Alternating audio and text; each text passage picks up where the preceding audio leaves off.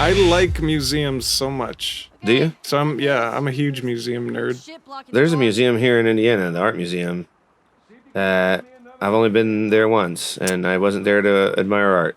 Well, the thing is, I grew up as an artist, and I've been to so many art museums, I'm just kind of burned out on that.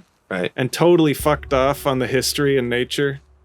So I'm way more interested in nature and art, and not art. No, not art.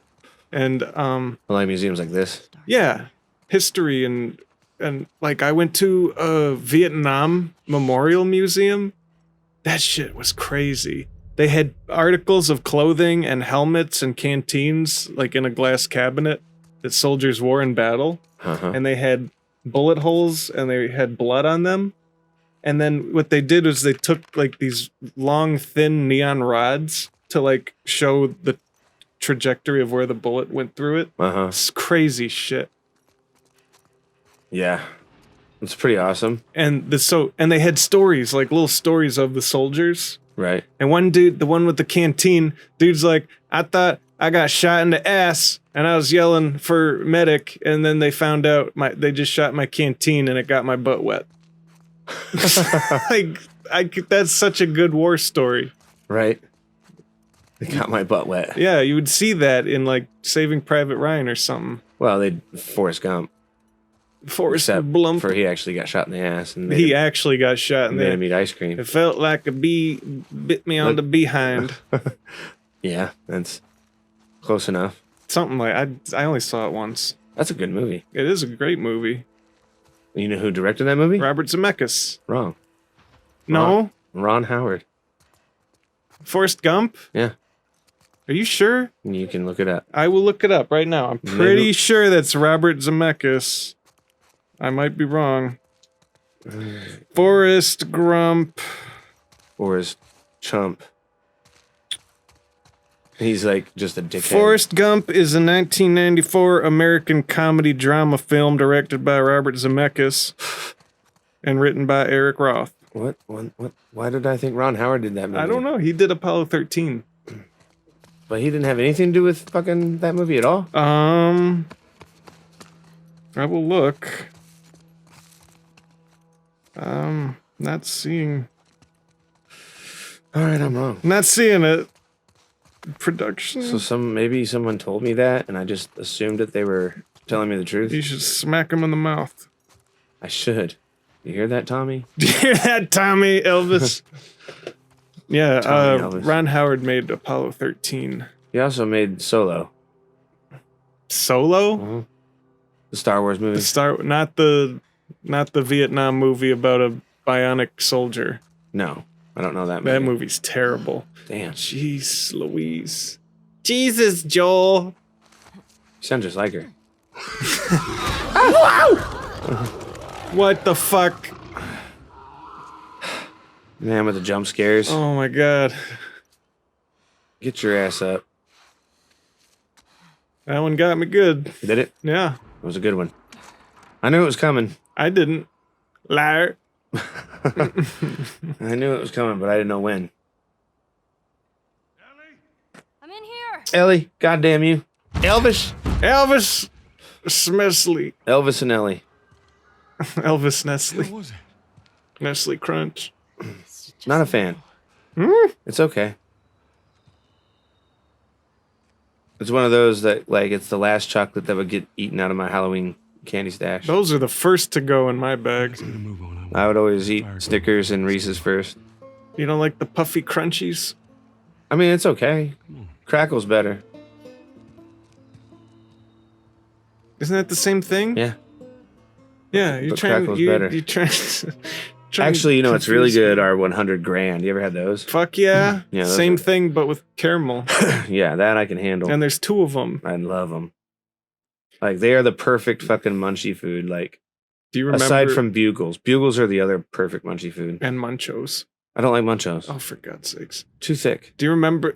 Do you remember the commercials for 100 grand? Sort of. It's like a bunch of old men playing like they're like mafia dudes in suits and they're playing cards and it's dimly lit and they're like drinking bourbon And the and they're like, I got the score of the century. Yeah? Like, yeah, 100 grand. How'd you do that, Tony? Sal did it? Yeah. And then and he's like, come in here, Sal. And it's like his granddaughter, like a little girl, like, I'm back, Grandpa. And she dumps out a paper bag of 100 grand bars on the table. Like, what? Who are you marketing this towards? Old people. Old people. Yeah, if they don't straighten their act up, then they're gonna end up canceling that candy bar. Cancel. Yeah. Oh, now she's gone. Candy bars do get canceled. Such as the Butterfinger peanut butter cups are gone. I hate Butterfinger. Well, It just cement to your teeth. yeah. So what? I must talk to my dentist. He's like, boy, I'm about to smack you. Boy, I'm about to smack you. You don't stop eating them Butterfingers.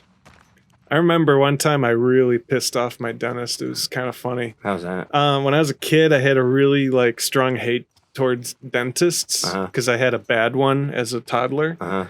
So I got this really great idea. I'm like, I'm going to eat a really big lunch and not brush my teeth, and I'll just make him clean it out. That's his job. So I ate like a ton of Arby's, and I made sure to keep lots of it like stuck in the mouth, like insultingly. And then I went to get my teeth cleaned.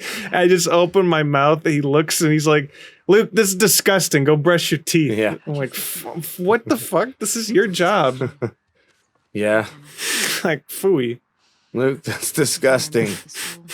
Go brush your goddamn teeth. Go brush your teeth. I'm like, So shit, it didn't man. work. No, it did not work. How old were you? That, I was probably like 12, 13, like a little rebellious. Like, I shouldn't have to do this. Way to go. Yeah. And then another time, I did brush my teeth. Like, I made efforts. And he's like, Luke, you have a lot of plaque and shit going on here. This is not good. And I'm like, I just ate lunch. He's like, this is a lot more than lunch. This is a lot more than lunch, bro. Like, shit. Dentists can be rude. I had a dentist. I have like bad colored teeth that grew in that way due to like a calcium deficiency. Right.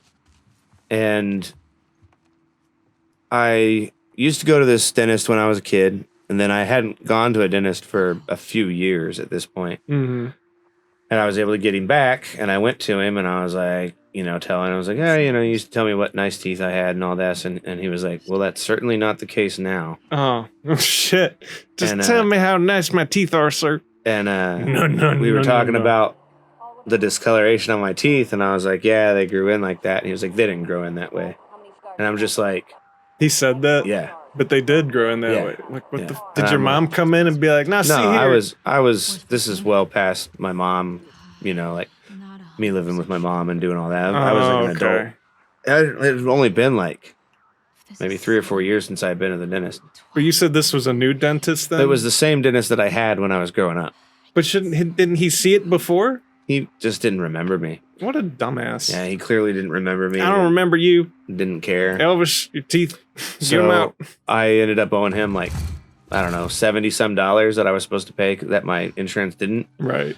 And like right around the 7-year mark, they sent me an invoice for it. And I called them and was like, made sure to call after hours because I was a pussy.